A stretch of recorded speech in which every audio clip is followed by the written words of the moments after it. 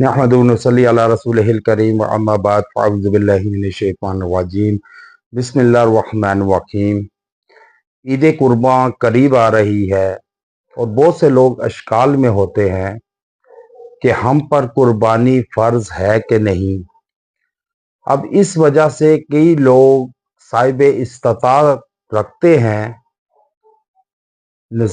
لیکن قربانی نہیں کرتے، کیونکہ قربانی کا گوشت اللہ تعالیٰ فرماتے ہیں کہ یہ جو قربانی تم کرتے ہو یہ مجھے نہیں پہنچتی۔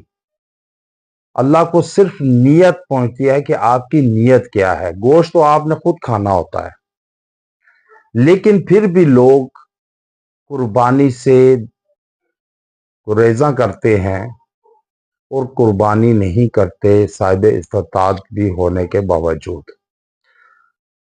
اب 4 لوگوں پر قربانی واجب ہے۔ اب وہ 4 لوگ کون سے ہیں؟ سب سے پہلے کہ مسلمان ہونا چاہیے، دوسرے نمبر پہ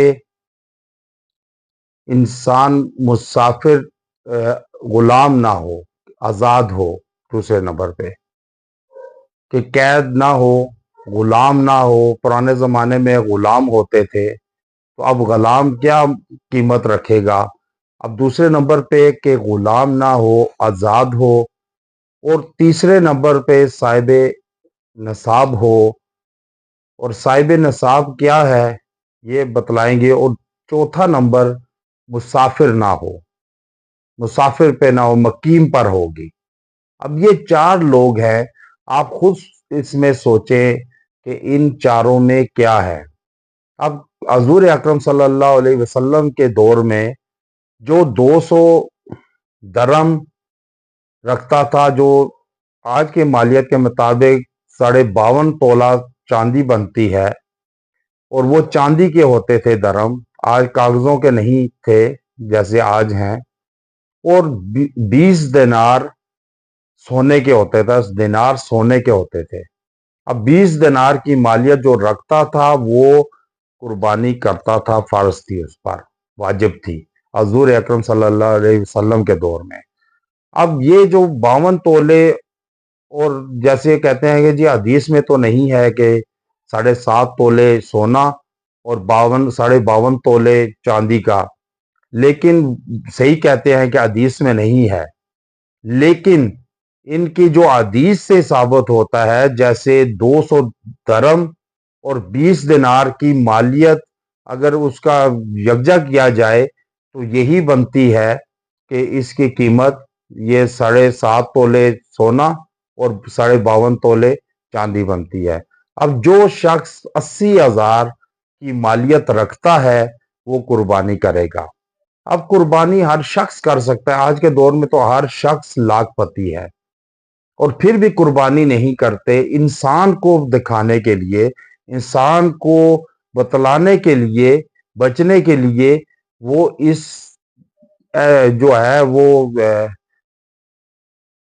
قربانی سے بچ نکلتے ہیں، لیکن وہ یہ نہیں سمجھتے کہ آپ نے اللہ کو جواب دینا ہے، انسان کو نہیں۔ آپ اللہ کو مطمئن کریں کہ آپ صاحب نصاب ہیں کہ نہیں ہیں، اس لیے قربانی لازمی کریں۔ اور جب آپ قربانی کرنے جائیں، جانور خریدنے جائیں، تو اس کے لیے انتہائی مجرب وظیفہ لایا ہوں۔ وہ وظیفہ کیا ہے؟ اول و آخر ایک مرتبہ درود ابراہیمی کے ساتھ آپ جانور خریدنے سے پہلے یہ پڑھیں، اول و آخر ایک مرتبہ درود ابراہیمی کے ساتھ، اللہم انی اسألک خیرہا و خیر ما جبلتہا علیہ وَأَعُوذُ بِكَ مِن شَرِّهَا وَشَرِّ مَا جَبَلْتَهَا عَلَيْهِ۔ یہ آپ نے 7 مرتبہ پڑھ کر اول و آخر ایک مرتبہ درود ابراہیمی کے ساتھ آپ قربانی کا جانور لینے جائیں، اور پھر آپ کو ایک تو مناسب قیمت پر جانور ملے گا اور اچھا بہترین ملے گا۔ بعض لوگوں کے جانور بھاگ جاتے ہیں یا وہ ڈیمیج ہو جاتے ہیں، زخمی ہو جاتے ہیں، جس کی وجہ سے قربانی کی حدود سے نکل جاتے ہیں، ان کے لیے یہ مجرب عمل ہے کہ یہ آپ اول و آخر ایک ایک مرتبہ درود ابراہیمی کے ساتھ آپ یہ 7 مرتبہ پڑھ کر آپ قربانی کا جانور خریدنے جائیں، اور انشاءاللہ تعالی ہر قسم کے شر سے اور محفوظ رہیں گے، جانور محفوظ رہے گا، آپ کا جان مال جو ہے وہ محفوظ رہے گا، اور جانور بھی محفوظ رہے گا، اور وہ یہ صحیح قربانی تھا۔ اور دوسرا قربانی کہ حضور اکرم صلی اللہ علیہ وسلم سے ام سلمہ فرماتی ہیں کہ حضور اکرم صلی اللہ علیہ وسلم جب آخری عشرہ آتا قربانی کا، تو حضور اکرم صلی اللہ علیہ وسلم فرماتے کہ جو قربانی کرے تو اس کو چاہیے کہ وہ بال نہ منڈوائے، نہ ناخن تراشے۔ تو اس لیے جب آپ یکم ذی الحجہ کا چاند دیکھیں تو اس سے پہلے پہلے اپنے بال بھی تراش لیں اور ناخن بھی کاٹ لیں، اور اس کے بعد پھر نہ کاٹیں، تاکہ آپ کا بھی ان سے حاجیوں کے ساتھ ان کے ساتھ جو ہے نا وہ برابری ہو جائے۔